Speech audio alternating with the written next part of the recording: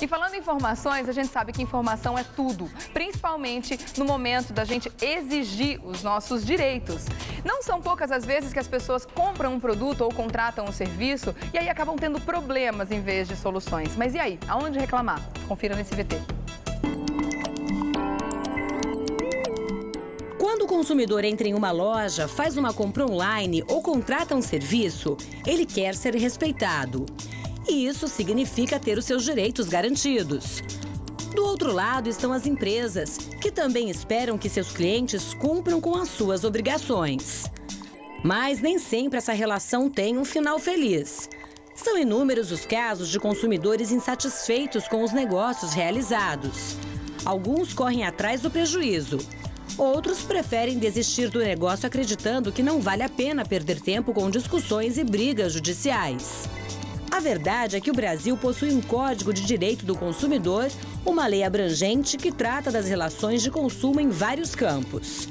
No Revista da Cidade, você vai saber por onde começar para usar essa lei e fazer valer assim os seus direitos.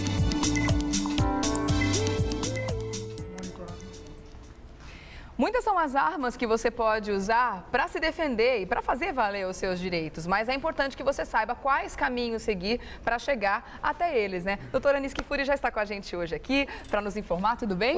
Seja bem-vindo mais uma vez, tudo jóia. Prazer. Bem-vindo sempre. Muito obrigado. Bom, a gente vai falar das reclamações de uma forma geral, mas eu gostaria de saber, no ranking das principais, quem é que está ganhando aí?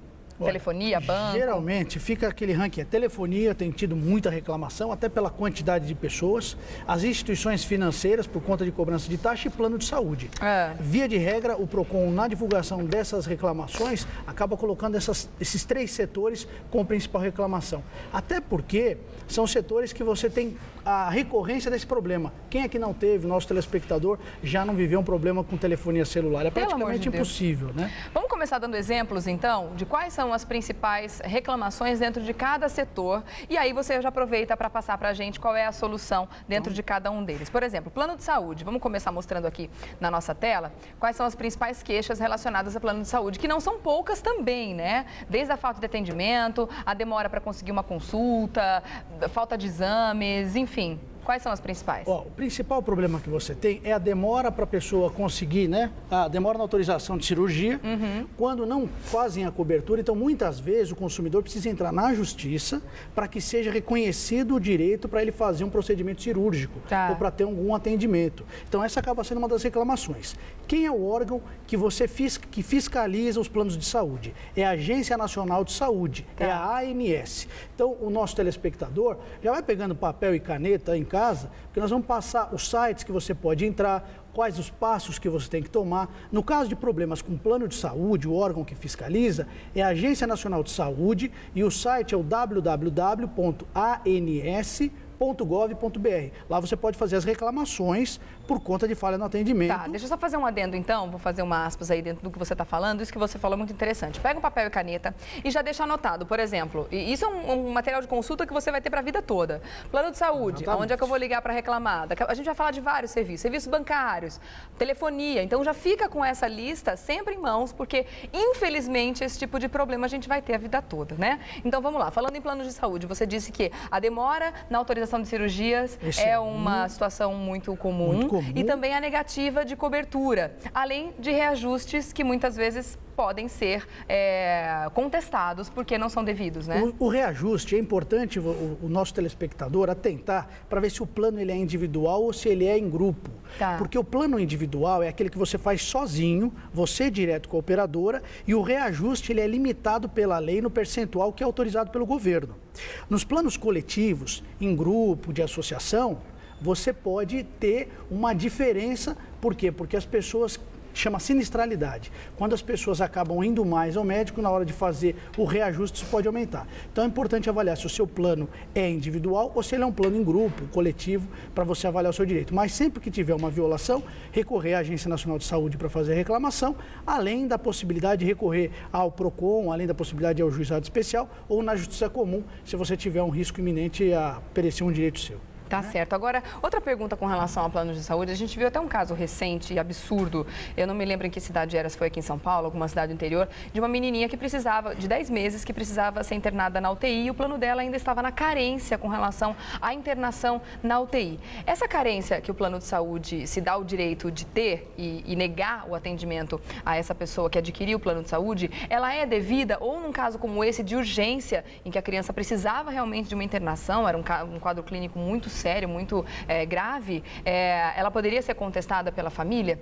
Você tem, de fato, a possibilidade do plano prever uma carência. Isso está previsto na lei do plano de saúde. Mas sempre que houver uma situação de emergência, a própria lei diz que o prazo é de 24 horas. Ou seja, feito a cobertura, automaticamente, para esses primeiros procedimentos que possam colocar em risco a vida, isso automaticamente o seguro é obrigado a cobrir. Porque o direito à vida é um direito assegurado na Constituição. E é um direito que sobrepõe a todos os demais. Então, sempre que houver esse risco iminente, eu posso questionar sim e exigir que o plano faça aquela cobertura para tirar aquela criança, nesse caso, daquela situação de risco emergencial. Tá, então lembrando, reclamações com relação a planos de saúde, aonde? Na ANS. Na ANS, no www.ans.gov.br. Tá, vamos mudar de assunto, vamos falar de serviços bancários. Tá aí uma outra situação que se a gente não tiver um olho deste tamanho no extrato, todos os meses a gente perde muito dinheiro. São tarifinhas que vão aparecendo aqui, outras ali, a gente não sabe para que está pagando, onde é que o dinheiro está escorrendo no meio dos dedos. Isso é muito comum também, né, doutor? As pessoas não sabem que tem direito a ter uma conta sem pagamento de taxa. As pessoas não sabem que tem direito a ter uma conta salário. Nas reclamações, a gente tem o problema da abertura indevida da conta, da dificuldade para se encerrar uma conta num banco, além da cobrança de tarifas, que muitas vezes não são especificadas. E você vai na agência, o próprio funcionário não sabe explicar o que foi cobrado. Então, os cuidados que tem que ter sempre que for a uma instituição financeira requerer uma informação, é ideal que você coloque isso por escrito. Faça uma cartinha, protocole, peça para o funcionário bater um carimbo da agência e identificar com o nome dele. Principalmente no caso de encerramento de conta, para não haver a cobrança indevida de tarifas. Porque muitas vezes a pessoa vai na agência, pede o cancelamento verbal da conta, acha que está tudo resolvido e depois descobre que não está. Então, cuidado, quiser encerrar uma conta, faça por escrito, faça em 2 vias, peça o carimbo com a assinatura, o nome do funcionário que recebeu, para que amanhã, se você tiver qualquer cobrança de valores indevidos, por quê? A conta vai ficar sem dinheiro. Automaticamente vão cair taxas, você vai pagar multa. A hora que for ver, você está com uma dívida enorme indo parar no serviço de proteção ao crédito. Então tem que tomar esse cuidado. Segundo, quando houver cobrança de tarifas, pedir o esclarecimento do que se refere. E também ter acesso, você pode pedir na agência, às vezes tem pelo próprio site do banco, quais são as tarifas daquele banco. Lembrando que o Banco Central do Brasil é o órgão que regula isso. E lá você tem um comparativo de taxa, porque as taxas têm que ser públicas. Muitas vezes o banco te dá um benefício para abrir a conta, mas tem que avaliar que taxas você paga. Então, sempre que você tiver alguma dúvida, anote o nome de quem você falou, faça a reclamação por escrito com protocolo e em caso de reclamação, você pode reclamar, Regiane, nesse caso, para o Banco Central do Brasil. O site é o www.bcb.gov.br.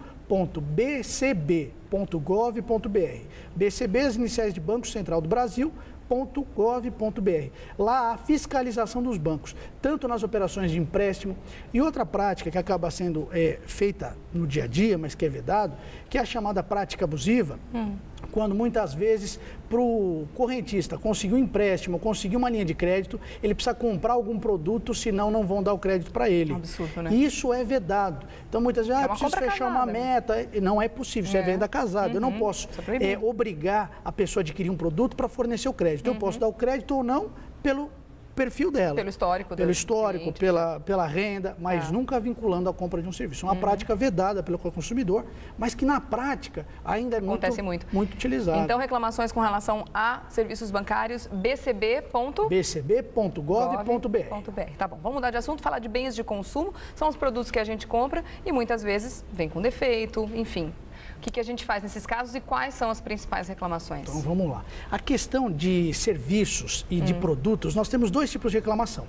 Quando você compra mercadoria, o problema muitas vezes está relacionado à própria qualidade. A mercadoria vem com defeito, não funciona, você leva para casa, tem problema. E no serviço, a questão é um pouquinho mais complicada, porque envolve o lado humano, a prestação, que nem sempre, como você disse até, né? A boa vontade, a presteza daquele servidor. Então, se for compra de mercadoria que vier com problemas de defeito, nós devemos lembrar que a garantia sempre ela será de 30 dias no caso de bens não duráveis e de 90 dias no caso de bens duráveis. Tá. Um cuidado importante para o nosso telespectador é o caso da garantia estendida. A garantia estendida tem dado muito problema. É mesmo? Por Mesmo quê? você pagando por isso? Tem. Por quê? Porque, na verdade, quando o consumidor compra a garantia estendida, ele pensa que ele está fechando um contrato direto com a fábrica. E essa garantia estendida, na verdade, via de regra, é um contrato de é da seguro. loja. A loja com uma seguradora que garante que se aquele produto der problema, ela vai reembolsar. Então, ele não é uma garantia estendida da fábrica. Ele é uma garantia adicional que você compra, assim como o seguro da sua casa. Se você tiver em casa um problema de roubo, de furto, você pode fazer um seguro. Ou se o seu produto quebrar, você também pode fazer um seguro. Então, ele tem essa característica. E muitas vezes a pessoa não sabe quem é essa seguradora. Então, é importante avaliar no contrato de garantia estendida, são duas coisas diferentes. Tá. Uma é a nota fiscal da mercadoria, guarde separado. E outra coisa, se você comprar a garantia estendida, é o contrato da garantia estendida. Peça para o vendedor te dar esses dois documentos e guarde juntos. Tá. Porque na hora que você vai precisar da garantia estendida, eu já vi casos de consumidor que vem com a nota fiscal e diz, eu tenho garantia estendida. Mas na nota não consta. E ele não pode exigir isso. Porque pelo Código do Consumidor é 30 ou 90 dias. E essa garantia é um contrato à parte. Então ele tem que guardar este outro papel. Tá, e bem lembrado, né? Então quer dizer que a gente não deve, quando está dentro do prazo da garantia estendida e o prazo normal que o fabricante dá já acabou, você não adianta procurar uma assistência técnica comum, então precisa ir atrás da loja. Ou da loja ou da seguradora, porque às vezes é uma seguradora que vende aquela garantia estendida. Isso é importante, que no momento que você contrata isso, pergunta para o vendedor, tá, essa garantia estendida, quem garante? Tá. Ah, é o fulano, é a loja. Fala, então onde está escrito no papel? Leia. A gente tem o hábito de não ler. Então lá vai constar de quem que está lhe dando essa garantia. Bom, para colocar na nossa listinha ali de sites, mais uma, nesse caso a gente reclama para quem? No caso de reclamação, se for o seguro, para o Banco Central do Brasil, se você fizer o seguro de garantia estendida, que é o bcb.gov.br, e se tiver problema de relação de consumo, de compra de mercadoria, é o PROCON, o www.procon, aí São Paulo, aí você vai usar o PROCON do seu estado para fazer essa reclamação com relação a produto, a mercadoria defeituosa e serviço. Tá.